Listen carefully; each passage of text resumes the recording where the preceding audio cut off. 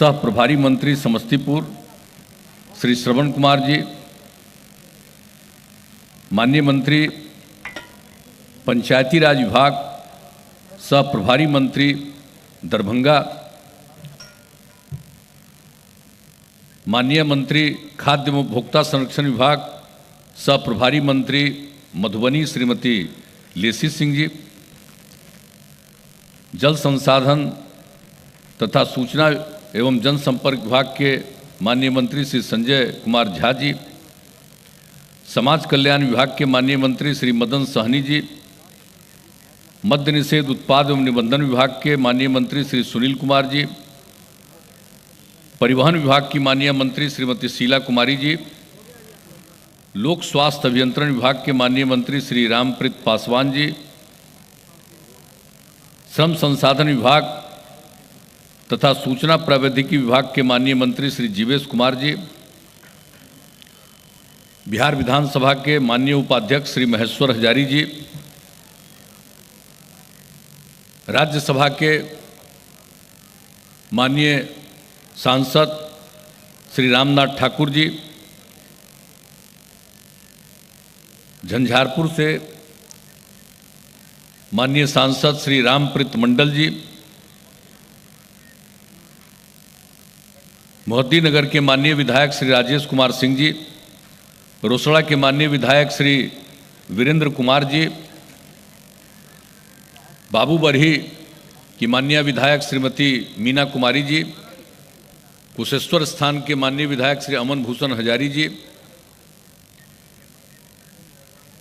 माननीय विधायक बेनीपुर श्री अजय चौधरी जी,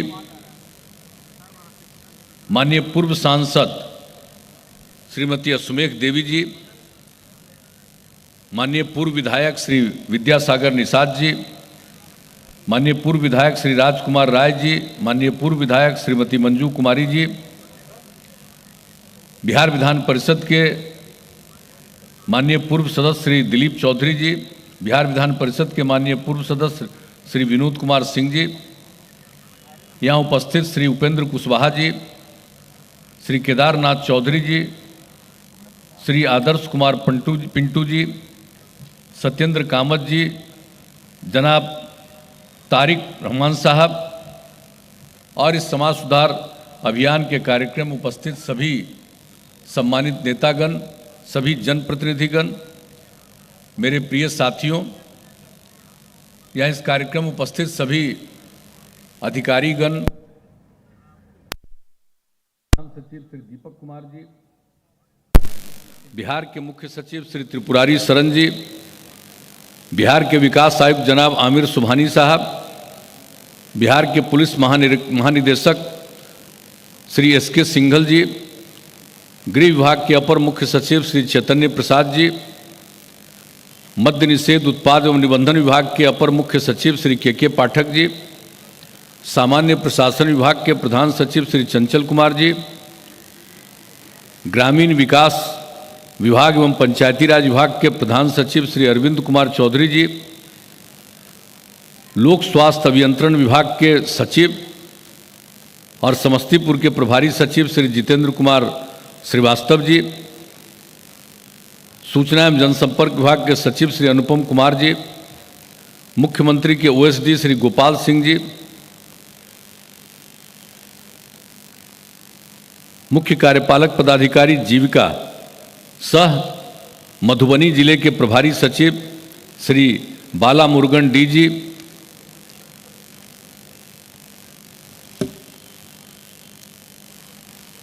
अपर पुलिस महानिदेशक सुरक्षा श्री बच्चू सिंह मीना जी, दरभंगा के प्रमंडलीय आयुक्त श्री मनीष कुमार जी,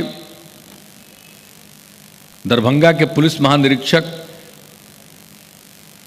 श्री अजितान कुमार जी, दरभंगा के जिलाधिकारी श्री त्याग राजन जी, समस्तीपुर के जिलाधिकारी श्री शशांक शुभंकर जी, मधुबनी के जिलाधिकारी श्री अमित कुमार जी, दरभंगा के वरीय पुलिस अधीक्षक श्री बाबूराम जी, समस्तीपुर के पुलिस अधीक्षक श्री मानवजीत सिंह ढिल्लो जी, मधुबनी के पुलिस अधीक्षक श्री सत्य प्रकाश जी और इस कार्यक्रम में अपना अनुभव साझा करने वाली जीविका की दीदियां श्रीमती रीता देवी जी, मोहतरमा शहनाज खातून जी, श्रीमती रेणु देवी जी, श्रीमती सुमित्रा देवी जी, श्रीमती ज्ञानती देवी जी, श्रीमती रंजू देवी जी,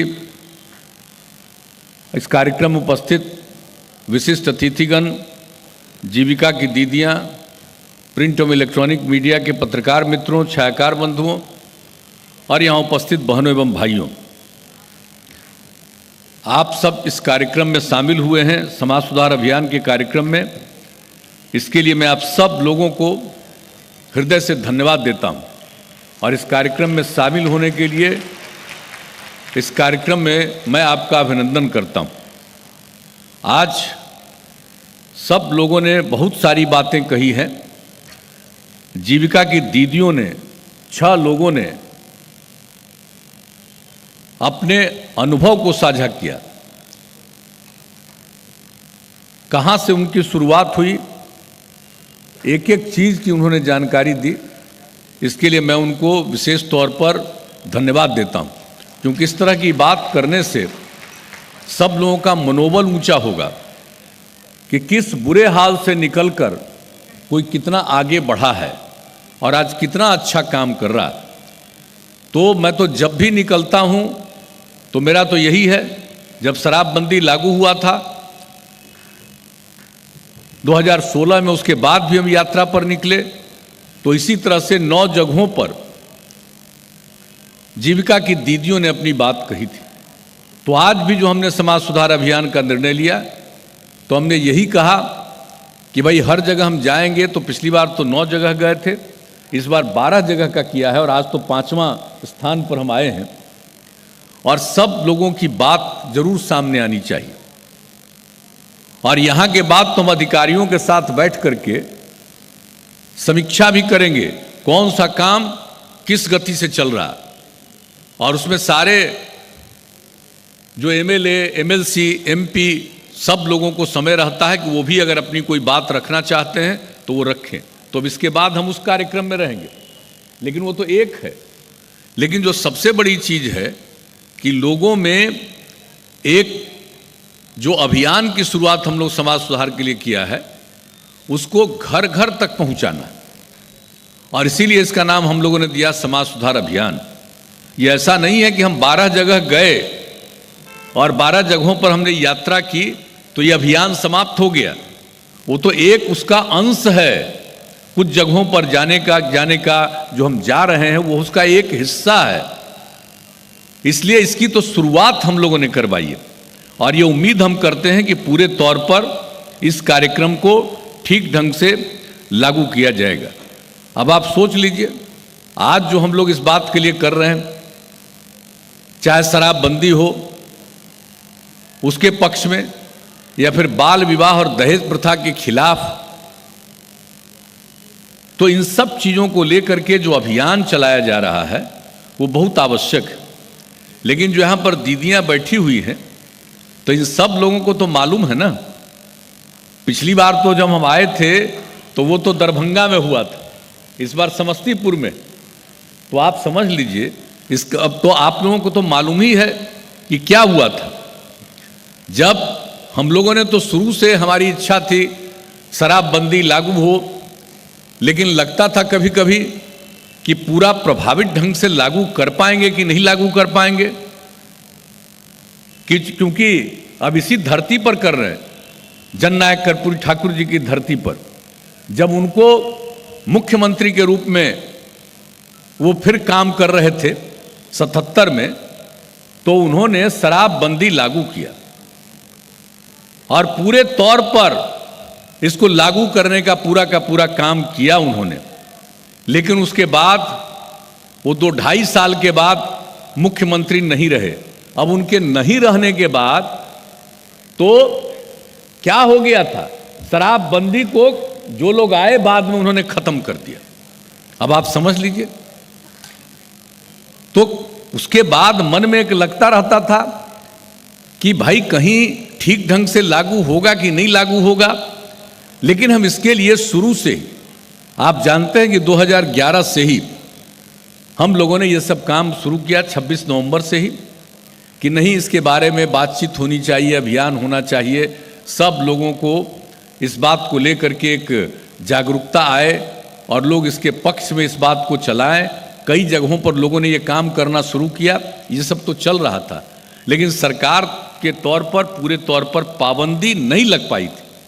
और हमारी पूरी इच्छा होती थी भीतर से कि इसको लागू करें, लेकिन अंदर मन में लगता था कि इसको पूरे तौर पर लागू कर पाएंगे कि नहीं कर पाएंगे। और तब उसी दौरान जब 15 की बात, आपको बता दें कि 9 जुलाई 2015 को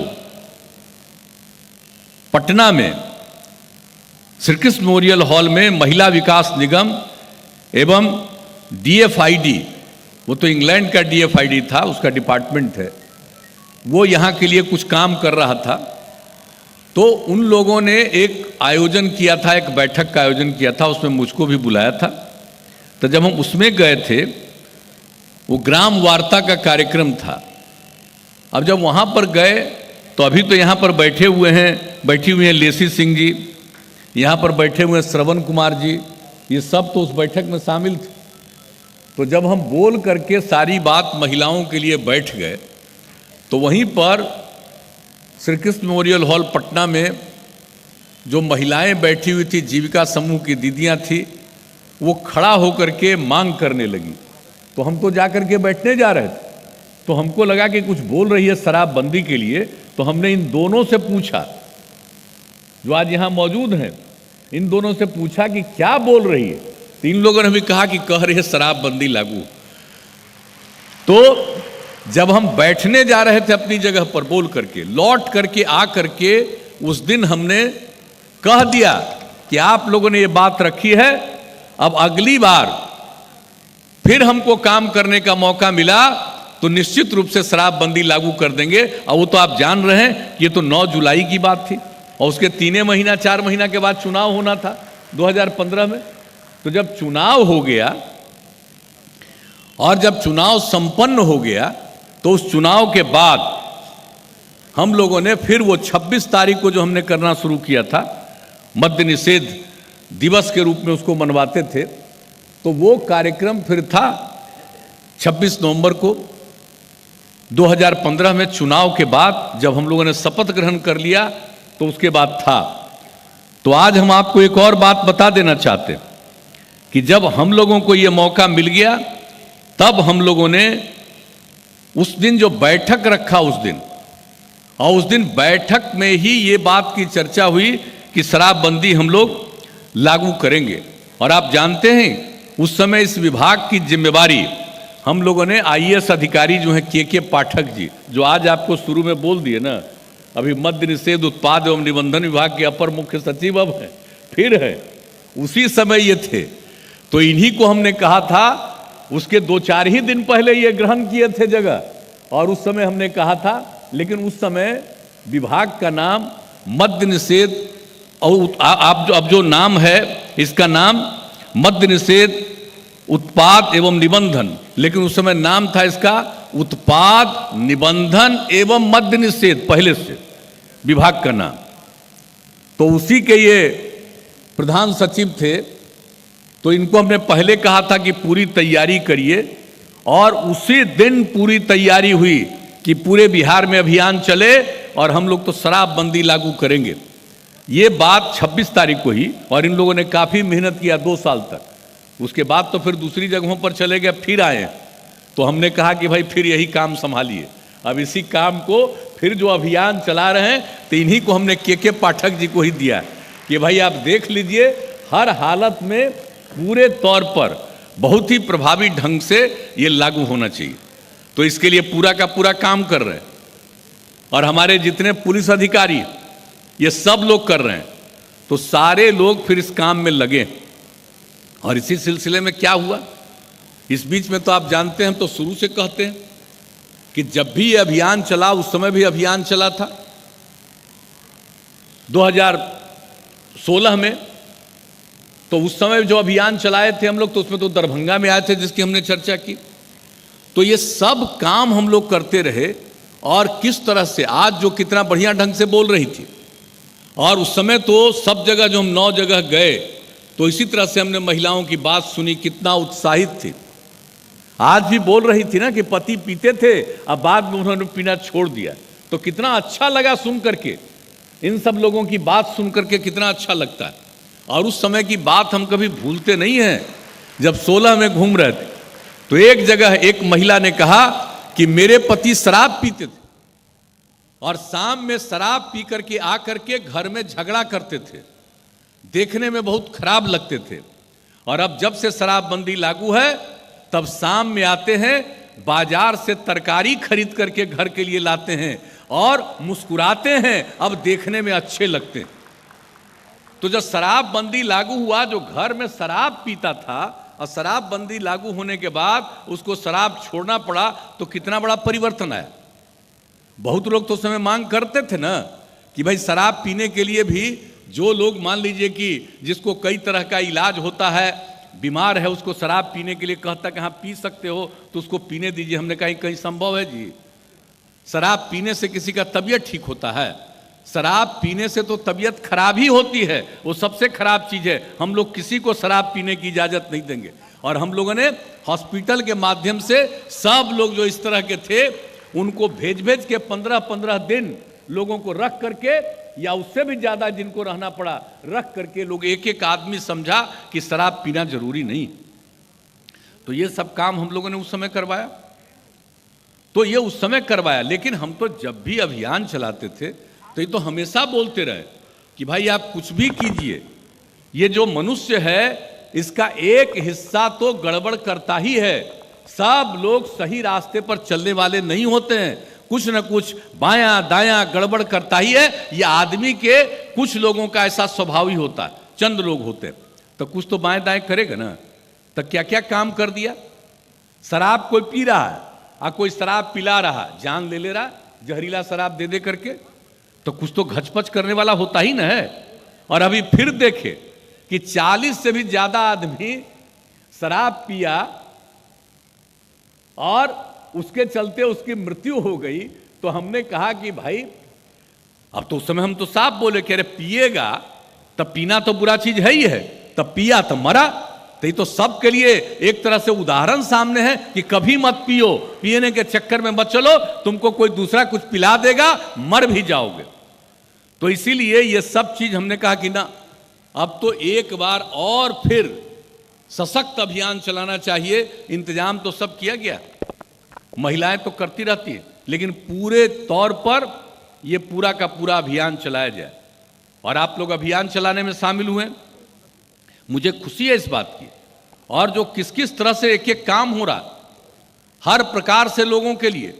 हम लोगों ने तो शराबबंदी के लिए काम किया, लेकिन आप जरा कल्पना करिए कि जब से आप लोगों ने हम लोगों को काम करने का मौका दिया, हम तो समाज के विकास के लिए कितना काम किए, लोगों के हित में, लोक हित में कितना काम हम लोगों ने किया। और किस तरह से लॉ एंड ऑर्डर, कानून और व्यवस्था की स्थिति की हिम्मत कोई करता था शाम के बाद घर से निकलने का? भूलिएगा मत याद कीजिएगा। जब से मौका दिया बिहार के लोगों ने काम करने का, 2005 के नवंबर में हम लोग आए, 24 नवंबर को शपथ ग्रहण किया, उसके बाद जो काम करना शुरू किया, तो आप बताइए क्या हालत थी। कोई हिम्मत करता था शाम में घर से बाहर निकलने का? अब आज तो बताइए कि जिसको जब निकलना है, शाम की बात तो छोड़ दीजिए, देर रात तक भी किसी को कहीं जाना है, कोई घबराहट में नहीं, सब कुछ करता है। और कुछ तो गड़बड़ करने वाला होता ही है। अब ये समस्तीपुर जिले में कितना गड़बड़ी होती रही है, लेकिन सब पर कार्रवाई भी तो होती है। लेकिन कुल मिलाकर के लोगों में तो बढ़ा ना भाई भरोसा। और अब तो कोई हिम्मत ये नहीं होता है कि भाई हम बाहर नहीं जाएंगे, हम निकलेंगे नहीं। अब वैसी स्थिति तो नहीं है। तो वहां से भी शुरुआत किया। और क्या हालत थी, समाज के हर तबके के उत्थान के लिए, विकास के लिए काम किया। शिक्षा के क्षेत्र में, स्वास्थ्य के क्षेत्र में, कानून का राज कायम करने के लिए, सब कुछ करने के लिए जो हम लोगों ने काम किया, विकास का काम, सब तरह से काम हम लोगों ने करना शुरू किया। क्या हालत थी, महिलाओं की कितनी उपेक्षा थी, कितनी महिलाएं बाहर आती थी, कभी देखते थे? कोई काम बहुत कम महिलाएं कर पाती थी, उसको काम करने का मौका नहीं मिलता था। बहुत लोग खेत वेत में जाकर के कुछ काम अपने गांव में करती थी, लेकिन बहुत कम महिलाएं काम कर पाती थी, उसको काम में कभी लोग लगाते नहीं थे। तो जो हालत था पहले, और जिस तरह से हम लोगों ने कहा कि जब तक महिलाओं का विकास नहीं होगा, अगर पुरुष और स्त्री सब काम नहीं करेंगे तो उनके परिवार की आमदनी बढ़ेगी। खाली मर्द करेगा काम तो आधा काम किया ना, आधा लोग तो घर बैठा हुआ है, लेकिन पुरुष और स्त्री दोनों काम करेंगे तो बहुत आगे समाज बढ़ेगा, परिवार आगे बढ़ेगा। तो हम लोगों ने जो महिलाओं के लिए काम किया, सबसे पहला कौन काम करने का मौका मिला? जब आए सरकार में तो सबसे पहले तो पंचायत का चुनाव होना था। हम लोगों ने कानून बनाया और पूरे तौर पर, और उसी कानून में हम लोगों ने जो दिया, अनुसूचित जाति जनजाति को तो आरक्षण देना ही था, अति पिछड़े वर्ग को आरक्षण, और महिलाओं के लिए भी आरक्षण का प्रावधान है। लेकिन उसमें हम लोगों ने कहा कि भाई हम बिहार में महिलाओं को 50% का आरक्षण देंगे। बिहार पहला राज्य जिसने पंचायत चुनाव में 50% का आरक्षण दिया। उसके बाद नगर निकायों के चुनाव में भी अगले साल हम लोगों ने किया। ये बिहार पहला राज्य है। और जब बिहार में इतने बड़े पैमाने पर हुआ तो फिर दूसरे कई राज्यों ने बाद में इसको अपनाया है। हम तो प्रचार वगैरह नहीं करते हैं, हम लोगों ने तो 2006 में किया, और जब यहां किया तो इसके बाद अन्य जगहों पर भी कुछ लोगों ने किया। तो जो लागू किया, और बताइए, कुछ लोग हमसे नाराज हो रहे थे, तो मुस्कुराते हुए कहा, कई लोग मर्द कई जगह हमको कहने लगे कि बताइए घर में अब खाना हम ही को न बनाना पड़ेगा, चली जाएगी वो उधर। तो हमने कहा क्या दिक्कत है आपको, वो अगर काम करने लगेगी तो और खुशी ना होनी चाहिए। लेकिन फिर भी कुछ लोग मेरे से मुझसे नाराज हुए। लेकिन जब महिलाओं को मिला तो कितनी बड़ी संख्या में आ गए, जनप्रतिनिधि हो गई, और किस तरह से हम लोगों ने आगे काम करवाना शुरू किया, और किस तरह से महिलाओं में जागृति आई। लड़कियां पढ़ती कम थी। 5वें क्लास के बाद गरीबी के कारण कोई परिवार अपनी बेटियों को, ज्यादातर गरीब परिवार भेज नहीं पाते थे आगे पढ़ने के लिए। तो जब हम लोगों ने इसके लिए शुरू कर दिया, पोशाक योजना की शुरुआत कराई 2007 से, और उसके बाद लगा कि लड़कियों को तो और पढ़ाना है। तो जब 9वें क्लास में पढ़ने वाली लड़की, उसके लिए साइकिल योजना की शुरुआत कराई, और जब साइकिल योजना की शुरुआत कराई लड़कियों को कितनी खुशी हुई। कई जगह पर तो बहुत लोग बोल रहा था, कहा कि लड़की को साइकिल दे रहे हैं, जो लड़की को साइकिल दीजिएगा, साइकिल चला के रहेगी तो बाहर तो तंग करेगा। हमने उसको मुस्कुराते हुए कहा था, कोई बाहर तंग नहीं करेगा, हर परिवार की लड़की जब पढ़ने जाएगी सबको साइकिल मिलेगा, कौन तंग करेगा। और कहीं कोई घटना नहीं घटी, और लड़कियों में कितना उत्साह आया, स्कूल तो जाने ही लगी, और उसके बाद यहां तक कि मैट्रिक की पढ़ाई में। और बाकी जब उसको साइकिल मिल गया तो कभी कभी बाजार से कोई जरूरी चीज लाना है तो स्कूल से लौट करके आने के बाद भी अपनी मां को लेकर के या अपने पिता को लेकर के भी बाजार तक भी लड़कियां जाने लगी। आप सोचिए क्या वातावरण आया। और जब उसके बाद लड़कों ने हमसे मांग करना शुरू किया, तब 3 साल के बाद तो हमने लड़कों को भी दे दिया साइकिल योजना। और साइकिल योजना जब इतनी हुई, अब लड़कियां कितना पढ़ने लगी। अब आपको मालूम है, 1 साल पहले जब मैट्रिक की परीक्षा हुई तो लड़के से ज्यादा 200-300 ज्यादा लड़कियां थी। आप सोचिए कितना विकास हुआ। और अब तो हम इंटर तक पढ़ाने के लिए लगे हुए हैं। तो हर प्रकार से महिलाओं के उत्थान के लिए, और उसी समय से हम लोगों ने जो देखा कि स्वयं सहायता समूह तो यहां कम है, हम गए थे और कई जगहों पर हम लोगों ने उनसे बात किया, मुजफ्फरपुर में। और उसके बाद जो हमने देखा कि भाई यहां पर स्वयं सहायता समूह उतना अच्छा नहीं है, लेकिन फिर भी महिलाओं में कितना ज्यादा जागृति आती है, बहुत कम था। दक्षिणी इलाकों में देश के वहां पर तो बहुत था, लेकिन इधर बहुत कम था। लेकिन उसके बाद ही हमने तय किया, वर्ल्ड बैंक से हम लोगों ने कर्ज लिया, और उसके बाद ये शुरू कराया कि हम लोग बहुत ज्यादा समूह बनाएंगे, और उसका नामकरण हमने किया जीविका समूह, और उसके बाद कुछ जगहों से शुरू किया और उसके बाद हम लोगों ने तय किया कि हर जगह करेंगे और 10 लाख समूह बनाने का निर्णय किया। अब तो उससे भी ज्यादा बढ़ गई। मंत्री जी बोल रहे थे, अब तो करीब करीब 1,27,00,000 परिवार इससे जुड़ गई। अब कैसा माहौल हो गया, अब कितना उत्साह है। अब पहले महिलाओं को देखते थे, बेचारी को पहनने के लिए कोई कपड़ा रहता था। अब जरा जीविका समूह को देखिए और सब जगह महिलाओं को देखिए, लड़कियों को देखिए, अब उनको भी पहनने के लिए कपड़ा अब उपलब्ध है, अब मिलने लगा। क्या वातावरण बदला है। तब पहले तक कोई जो कुछ नहीं करता था उसको ये सब चीज ध्यान में आता था। हम लोगों को तो आपकी सेवा करने का मौका मिला, आपने अवसर दिया तो एक एक चीज को सोचा। अब आप समझ लीजिए, जब जीविका समूह का इतना अच्छा, उनकी ट्रेनिंग सब कुछ इतना अच्छा हुआ कि उस समय की जो केंद्रीय सरकार थी वो लोग भी आए और आ करके देख गए, तो कहा कि भाई यहां तो अच्छा काम आपका चल रहा है। तो उसके बाद उन्होंने पूरे देश में इसको करने का निर्णय लिया और उसका नाम दे दिया आजीविका समूह। आप जरा सोच लीजिए, हम लोगों का जीविका, और उसी को उन्होंने कहा आजीविका, माने जीविका आ जाए, हर जगह आ जाए, इसलिए उसका नाम दे दिया देश भर में आजीविका। अब आप सोच लीजिए, तो जो काम यहां पर हम लोगों ने शुरू किया, अब उसका कितना ज्यादा विस्तार होता। भाई हम लोग प्रचार उचार नहीं करते हैं, प्रणाम करते हैं हम सब, हमारे जो है पत्रकार बंधु लोग हैं, तो हम तो कभी प्रचार उचार में विश्वास नहीं करते हैं ज्यादा, लेकिन काम में विश्वास, और काम करते हैं उसका कितना असर पड़ता है। और जो कुछ भी काम किया गया, आपको मालूम है, जो हमने साइकिल योजना की बात कही, साइकिल योजना जो लड़कियों के लिए शुरू किया, विदेश से कितनी टीम आई थी, 9 में, 10 में, 11 में टीम आई विदेश से, ये देखने के लिए कि इन लोगों ने सब महिलाओं के लिए साइकिल योजना कर दिया है, हाई स्कूल से शुरू। इसको देखने के लिए इंग्लैंड और कहां कहां से आया, और उसके बारे में कैसी रिपोर्ट प्रकाशित हुई थी।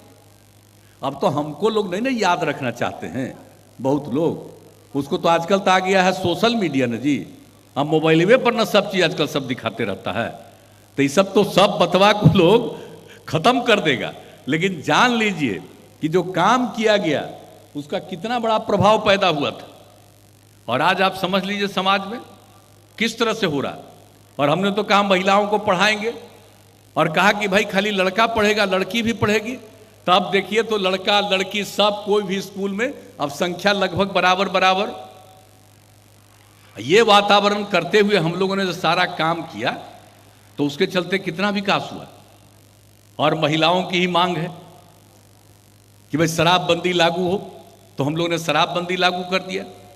और उसके बाद भी हम लोगों ने देखा भाई समाज सुधार की बात करते हैं, तो सबको कहा कि भाई, तो जो कुछ भी चर्चा है, बाल विवाह और दहेज प्रथा, माने कितना लोग लड़कियों को और दहेज लेने के कारण और शादी होती है, और किस तरह से लड़कियों को कितना कष्ट उठाना पड़ता है, और कम उम्र में शादी होगी, अभी तो आज बता रही थी, लेकिन कम उम्र में शादी होती है तो जो बच्चे पैदा होते हैं उसमें से बहुत बड़ी संख्या में बच्चे ऐसे हो जाते हैं जो उसका जो हाइट है वो बहुत नीचे रह जाता है। ये भी जान लीजिए, जो पूरे देश भर का जो साइज है उसमें जो कम उम्र में शादी हो जाती है और जो बच्चे और बच्चियां पैदा होती है तो उसका भी साइज बहुत नीचे चला जाता है।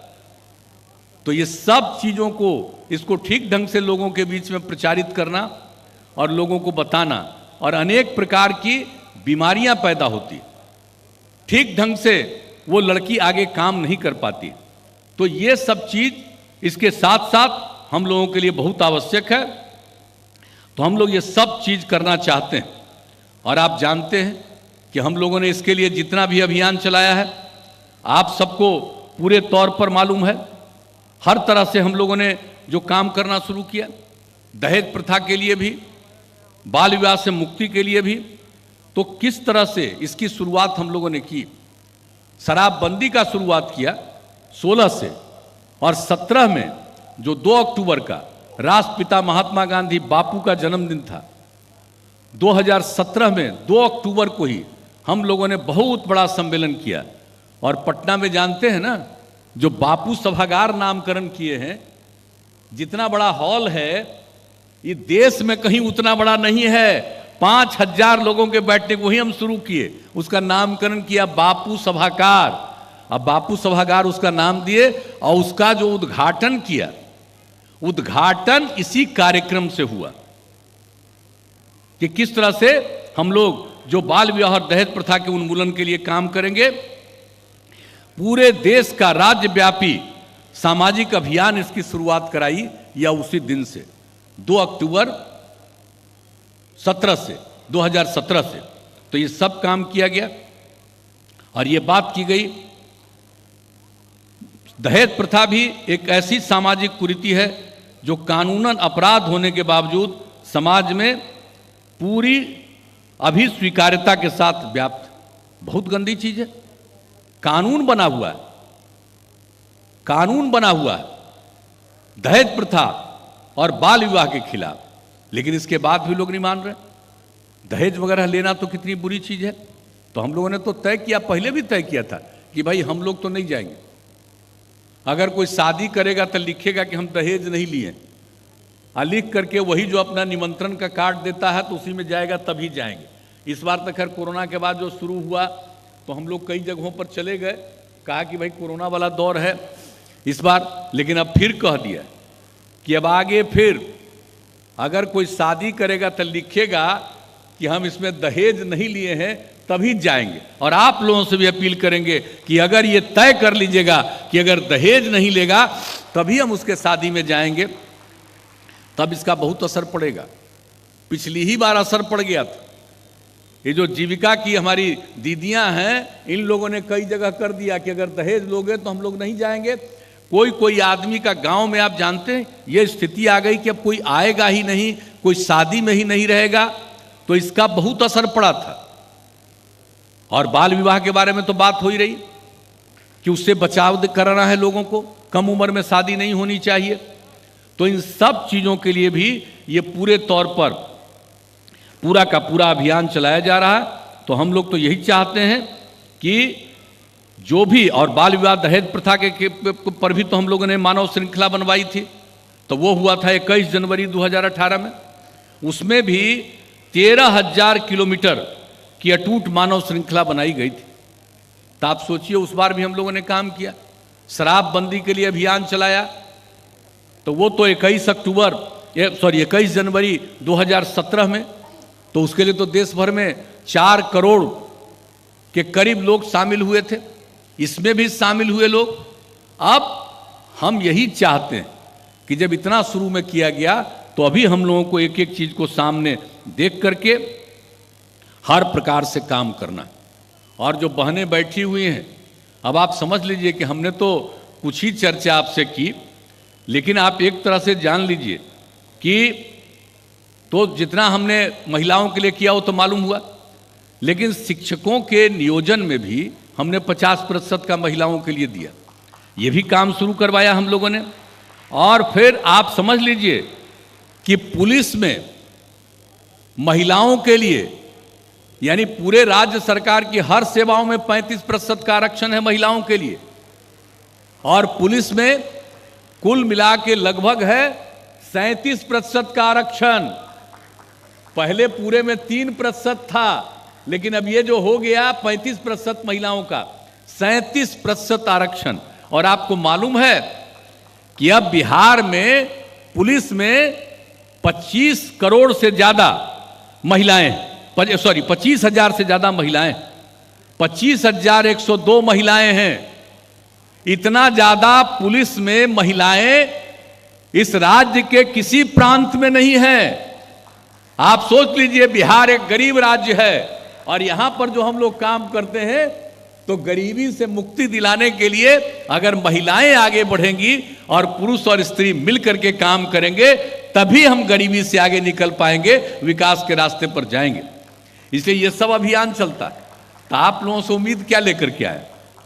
यही उम्मीद लेकर के आए हैं कि भाई हम लोग तो रात दिन काम सबके लिए कर ही रहे हैं, लेकिन अब आपका दायित्व कि पूरे तौर पर शराबबंदी लागू किया आप ही लोगों की मांग पर, तो एकदम इसके बारे में हमेशा और सब कुछ बता दिया गया है कि अब कहीं पर कुछ है गड़बड़ तो आप खबर कर दीजिए, कार्रवाई होगी, ये सब तो होगा ही। लेकिन इसके साथ साथ हम कहेंगे सब हमारे जीविका समूह की जो दीदियां हैं, हम तो यही कहेंगे कि भाई तैयार रहिएगा, कहीं अगर कोई गड़बड़ करे तो उसके खिलाफ में अभियान चलाइएगा, जुलूस निकालिएगा, सब तरह का काम करिए ताकि कोई गड़बड़ नहीं कर पाए। और बाल विवाह और दहेज प्रथा के बारे में भी घर घर में इस बात को करते रहिए। कोई अगर जैसे आपने आज चर्चा की बताया, तो इसी तरह से पूरे बिहार में अगर ये करते रहिएगा कि भाई ये बच्चियों को इस तरह से कम उम्र में शादी मत करो, तो आप अगर बच्ची हो या बच्चा हो, किसी को भी शादी मत करिए कम उम्र में। और दूसरी बात है, अगर दहेज लेकर के कोई शादी कर रहा है, और दहेज प्रथा की शिकार महिलाएं कितनी होती है, कितनी लोगों की हत्या हुई है और कितनी लोग उसकी शिकार हुई है, लड़कियां, उसको आत्महत्या करनी पड़ी। तो उससे बचाना है ना जी, इससे तो मुक्ति दिलाना है। और उसके बच्चे और बच्चियां जो पैदा होती है उसमें भी बहुत बड़ी संख्या में उसको कई तरह की बीमारियां होती है। तो इसलिए इसके लिए हम लोगों को पूरे तौर पर, और जहां तक शराब का सवाल है, यह भी कितनी बुरी चीज है। और शराब के बारे में तो जितना ज़्यादा बीमारी होता है, और आप जानते हैं कि हम लोगों ने जो इस बार का अभियान चलाया है, तो ये समाज सुधार अभियान में ये कागज हर जगह बंटवा रहे हैं। अब ये कागज सब गौर से पढ़िएगा। हम लोग तो अपना काम किए हैं, लेकिन भाई देश की आज़ादी किन्होंने की? बापू के नेतृत्व में देश की आज़ादी हुई। राष्ट्रपिता हैं महात्मा गांधी, और वो जब आज़ादी की लड़ाई लड़ रहे थे तो उस समय भी लोगों को कितना कहते थे शराब कितनी बुरी चीज है। बोलते थे बापू, शराब आदमियों से न सिर्फ उसका पैसा छीन लेता है बल्कि उसकी बुद्धि भी हर लेती है। बोलिए, आज़ादी की लड़ाई लड़ रहे थे और उस समय से लोगों को बता रहे हैं, लेकिन फिर बहुत लोग नहीं माना है। दारू ज्यादा पीने लगा है, बढ़ने लगा है। लेकिन बापू ने तो शुरू में कहा कि भाई शराब सिर्फ आपके पैसे को नहीं बर्बाद करेगा, पैसे को नहीं छीन लेगा, बल्कि आपकी बुद्धि को भी हर लेता है। आप समझ लीजिए शराब कितनी बुरी चीज है। और शराब पीने वाला इंसान भला आदमी है, शराब पिएगा तो हैवान हो जाता है।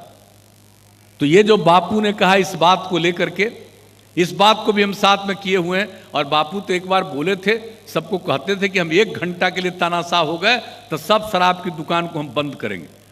तो वो तो एक अलग बात है, लेकिन जो लोगों की जानकारी और सहमति के लिए जो ये बात है, शराब कितनी बुरी चीज है, आपका सिर्फ पैसा नहीं खत्म करता है, आपकी बुद्धि को भी हर लेता है। और शराब पीने वाले की स्थिति कितनी खराब होती है, इंसान हैवान हो जाता है।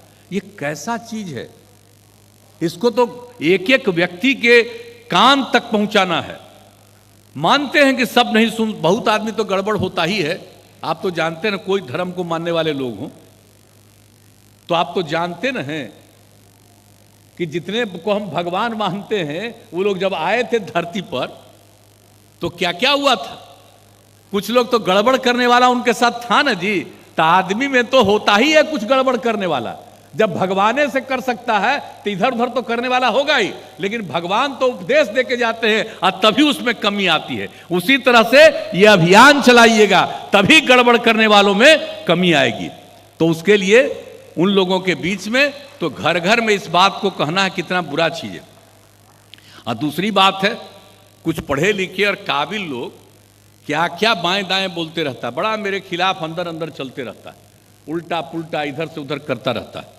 तो वो सब तो करता रहता है, लेकिन जरा जाने तो कि शराब पीना ठीक चीज है।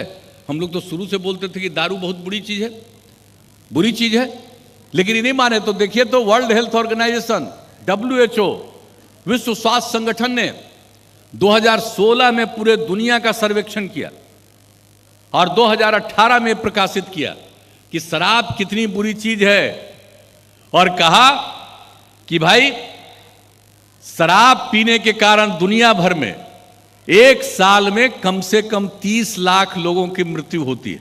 आप सोच लीजिए, आमतौर पर मृत्यु होना, कोई आया है तो उसको तो जाना ही है, लेकिन समय पर नहीं, दारू पीने के कारण पहले ही चला जाता है। तो 30 लाख लोग जितने लोगों की मृत्यु होती है उसमें से 30 लाख लोग, और ये मृत्यु में इसका प्रतिशत है 5.3%। वो मौत होती है शराब पीने के कारण मौत होती है। तो ये उसने रिपोर्ट दिया है। दूसरी बात है कि 20 से 39 साल की आयु वाले जो लोग हैं, इसका जो मौत है शराब पीने के कारण 13.5%, जितने लोगों की मौत होती है 13.5% की मौत ये कम उम्र वाले 20 से 39 साल वाले शराब पीते हैं। दुनिया भर की कहानी है ये, जान लीजिए। खाली बिहार की बात नहीं, भारत की बात नहीं, ये दुनिया भर के जितने विकसित देश हैं, बड़े बड़े देश हैं, अमीर देश हैं, और सब जगह का सर्वे करके पूरे दुनिया का एक साथ हर देश का कि कहां कितनी मौत, कितना शराब कौन पीता है, क्या करता है और क्या स्थिति है शराब पीने से, उसके बाद उन लोगों ने रिपोर्ट जारी की। और कितनी गंभीर बीमारियां होती है आप समझ लीजिए कि टीबी, HIV, एड्स, डायबिटीज, ये सबसे जितने लोगों की मौत होती है ना इस बीमारियों के चलते, उससे ज्यादा मौत दारू पीने के कारण होती है। ये इनकी रिपोर्ट है WHO की, वर्ल्ड हेल्थ ऑर्गेनाइजेशन, विश्व स्वास्थ्य संगठन की। और इसने बताया कि शराब 200 बीमारियों को पैदा करता है। आप जरा सोच लीजिए, 200 बीमारियों को पैदा करता है। और आप समझ लीजिए कि शराब का सेवन cancer, AIDS, hepatitis, TB, liver और दिल की बीमारियों, मानसिक बीमारी, माता शिशु से संबंधित बीमारियों के साथ साथ हिंसक प्रवृत्ति को भी बढ़ाता है, और महिलाओं के साथ हिंसा में इसकी अहम भूमिका है। सोच लीजिए, ये कहा है महिलाओं के साथ जो हिंसा होती है ये दारू पीने के कारण उसकी बहुत बड़ी भूमिका।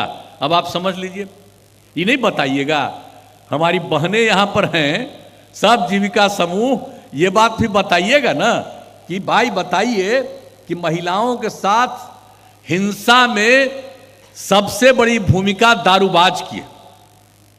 तो दारू जब नहीं पिएगा तो महिलाओं के साथ हिंसा की का मामला भी समाप्त होगा। ये दुनिया भर का आंकड़ा है, ये WHO ने प्रकाशित किया। और आप जान लीजिए, शराब पीने के कारण दुनिया भर में जो आत्महत्या करते हैं तो 18% लोग दारू पीने के कारण। जो सड़क की दुर्घटनाएं होती हैं ये दुनिया भर में, तो दारू पी के गाड़ी चलाइएगा तो एक्सीडेंट तो होना ही है। दुनिया भर में एक साल में जितना एक्सीडेंट होता है, जितनी दुर्घटना होती है सड़क की, उसका 27% दुर्घटना शराब पी करके गाड़ी चलाते हैं उसके चलते होती है। ये दुनिया भर का फिगर, अपना जान लीजिए। और मालूम है बिहार में ये जो सड़क दुर्घटना होती थी उसकी बिहार में कमी आ गई सड़क दुर्घटना में अन्य जगहों के अलावे, इसलिए कि अब दारू बहुत हद तक नियंत्रित हुआ, और दारू पी करके अब उस तरह से गाड़ी लोग नहीं चलाते हैं, तो इसलिए दुर्घटनाएं भी घट गई। तो इसने सड़क दुर्घटना के बारे में दिया। और जितने भी हैं, और मिर्गी के 13% मामले शराब के सेवन के कारण ही होते हैं। उसी प्रकार से अनेक प्रकार की बीमारियां सब लिखा हुआ है। लीवर सिरोसिस के कुल मामलों का 48%, माउथ कैंसर का कुल मामले का 26%, पैंक्रियाज की गंभीर बीमारी 26%, टीबी का 20%, ये सब दारू पीने के कारण होता है। तो इसका भी हम जो अभियान चला रहे हैं, तो साथ साथ इस बात को पूरे तौर पर घर घर पहुंचाना है। सब बच्चे बच्चियों को, एक एक व्यक्ति को ये चीज हमेशा दिखाते रहना है। और चाहिए तो ये सब घर पहुंचेगा, इसको इसी तरह से अपने घर में लटका दीजिए, ताकि कोई भी होगा घुसेगा तो देखेगा। तो इस तरह से सब किसी के लिए ये काम करते रहिए। और बाल विवाह उन्मूलन और दहेज प्रथा उन्मूलन अभियान का भी इसमें पूरा का पूरा दिया गया है। हमने इन लोगों को कह दिया कि इसको एक अलग से, जैसे ये है इसी तरह से एक अलग से पूरे तौर पर इसके बारे में पूरी बात दीजिए। तो हम आप लोगों को इन्हीं सब बातों के लिए आपके बीच में हम आए हैं। और अभी जो अभियान चल रहा और इसके लिए जो कार्रवाई हो रही है, तो आप समझ लीजिए कि 16 नवंबर से जो हमने मीटिंग की थी और उसके बाद आप जानते हैं बहुत देर तक हमने बैठक की थी, पूरा समीक्षा किया था। और उसके बाद जो तब से अभी चल रहा है एक्शन, और इन लोगों ने बढ़ाया है, पुलिस ने और मद्य निषेध उत्पाद विभाग ने। तो अब आप समझ लीजिए कि कुल मिलाकर के यानी 16 नवंबर के बाद से जब शुरू हुआ 27 दिसंबर तक कुल छापेमारी हुई है 15,300। शराबबंदी से संबंधित 11,370 मामले दर्ज किए गए। 13,000 से अधिक अभियुक्तों की गिरफ्तारी हुई है। 1,89,000 लीटर देसी शराब और 3,24,000 लीटर विदेशी शराब जब्त किया गया। शराब से जुड़े मामलों में 1,788 गाड़ियां जब्त की गई है। और कॉल सेंटर का जो इंतजाम किया गया, पहले कम लोग कह रहे थे, अब लगभग 190 से 200 कॉल प्रतिदिन आ रहा, एकदम लगातार ये लोगों को सूचना देती जी। और नदियों में भी पेट्रोलिंग किया जा रहा है। बहुत लाख तो होता है ना कि नदी उदी के माध्यम से इसी नाव पर चढ़ रहा, उसी में लेके चला जाएगा, तो उसका भी किया जा रहा है हर तरह से। और रेलगाड़ियों में तलाशी अभियान भी जारी है। रेल में भी आता है, लोग कहता क्या बेगा देखने के लिए कुछ लेके आ रहा, तो उसमें भी चल रहा है। और चेक पोस्टों पर 24 घंटे वाहन जांच अभियान चलाए जा रहे हैं। तो वाहन जांच का भी अभियान चल रहा है। रास्ता में जो जा रहा है ये पूरा हो रहा है, लेकिन फिर भी तो कुछ इधर उधर है ही।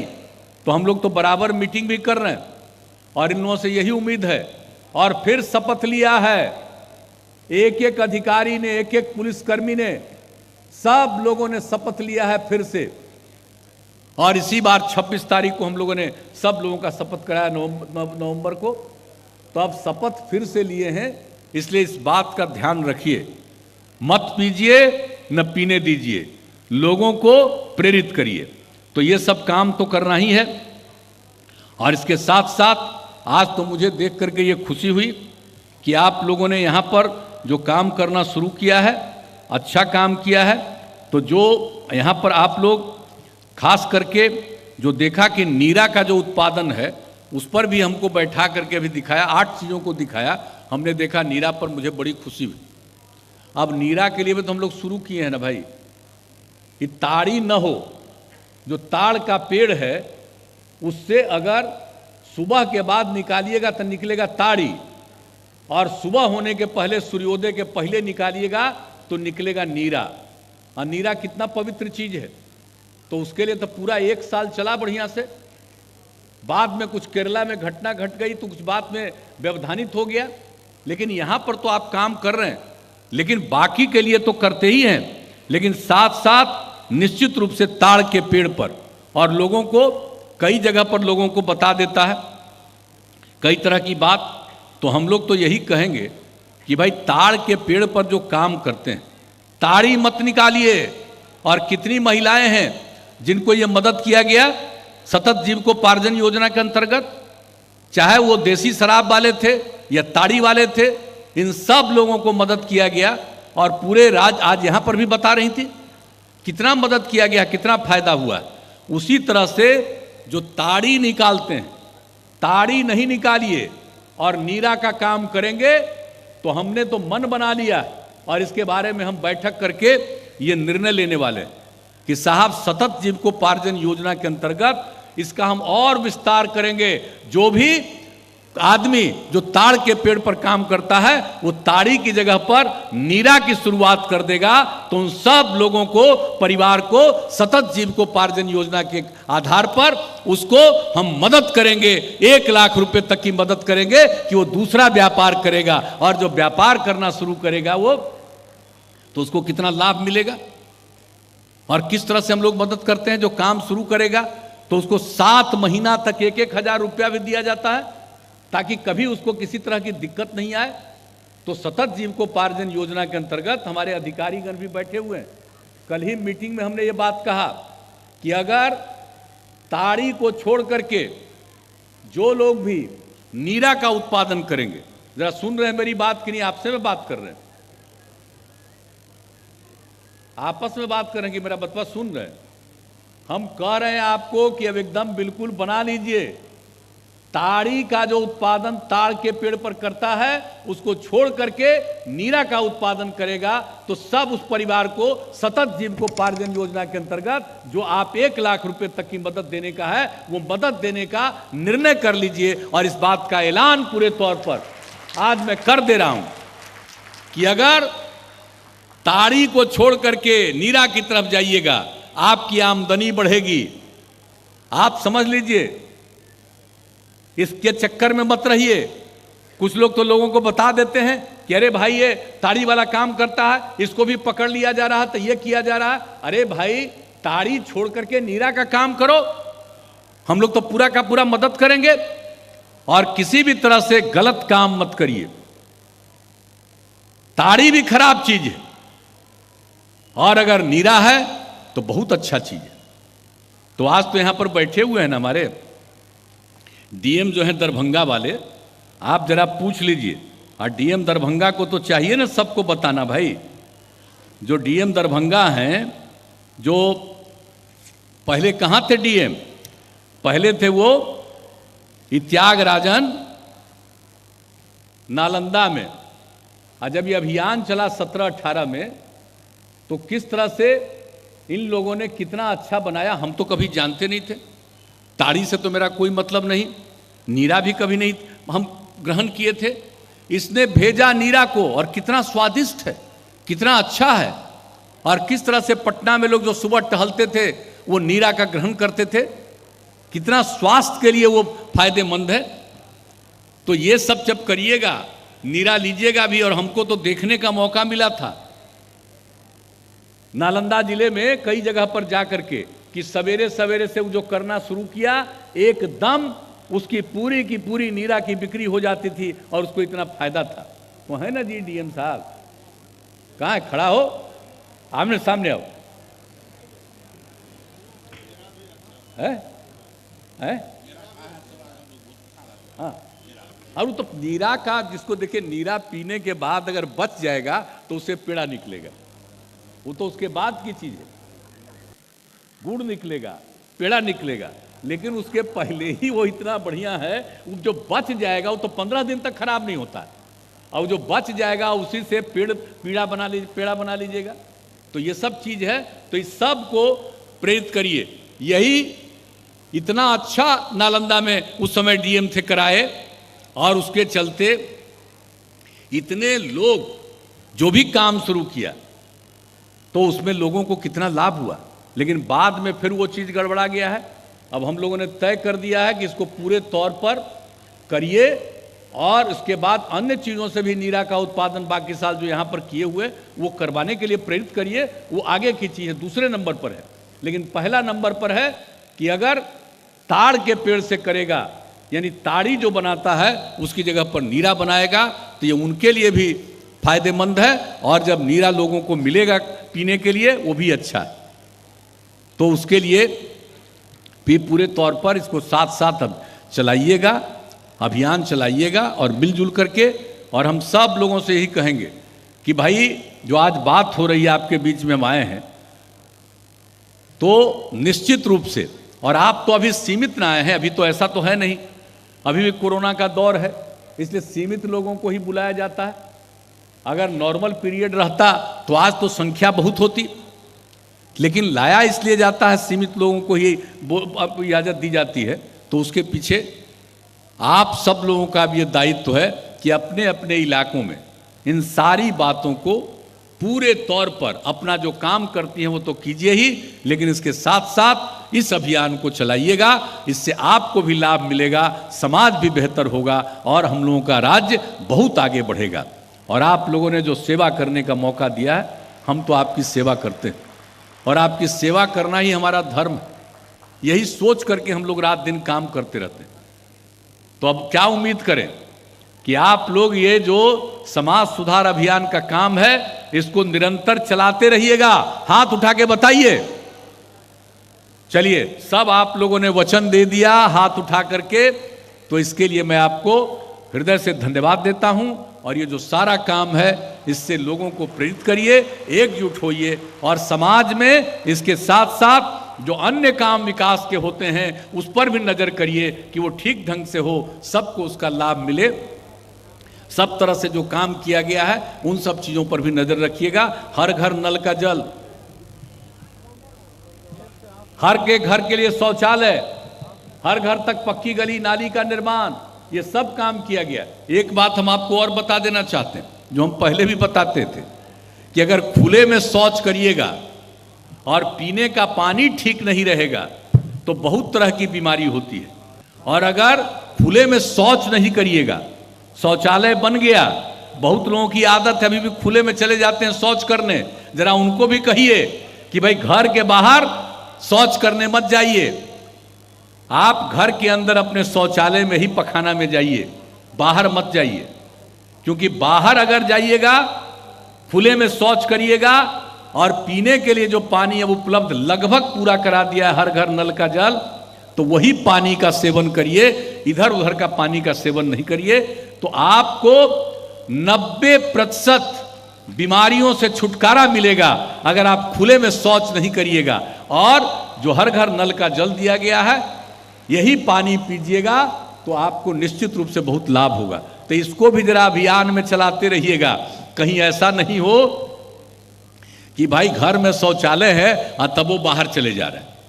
तो सबको जरा सा ये सब समझाइएगा, तो इन सब चीज़ों का अभियान चलाइएगा। तो इन्हीं शब्दों के साथ आप सब लोगों ने जो अपनी बात रखी, मुझे बड़ी खुशी है। इसी तरह से इस अभियान को चलाइए कि घर घर तक एक एक बात पहुंच जाए और समाज में आपस में प्रेम का और भाईचारे का माहौल रहे।